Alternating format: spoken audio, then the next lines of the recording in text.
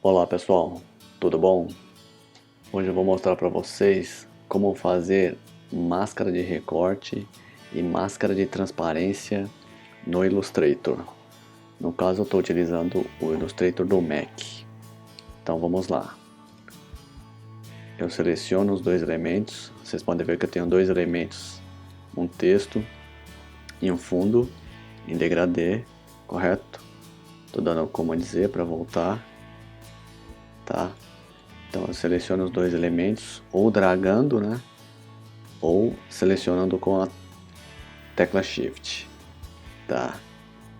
Então, com os dois elementos selecionados, eu venho no menu Objeto. Por enquanto eu vou fazer a máscara de recorte. Venho no menu Objeto. Lembrando que o meu está em português. Eu venho aqui, ó, máscara de recorte, criar ou Command 7. Solto. Está prontinho. Tá vendo? Agora eu vou dar Command Z, né, para voltar.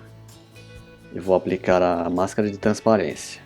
Mesma coisa, seleciono os dois elementos, né? No caso aqui eu estou dragando, tá?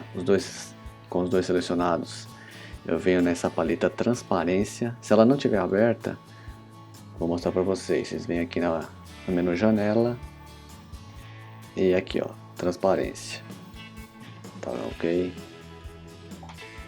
Com os dois elementos selecionados, eu clico aqui em criar máscara, tá vendo? E clico aqui nesse botãozinho aqui, ó, Invert Mask. Clicou, tá prontinho. É a mesma coisa do outro efeito, entendeu? Só que de uma maneira diferente. Tá ok, pessoal? Só salvar e tá feito. Tá ok?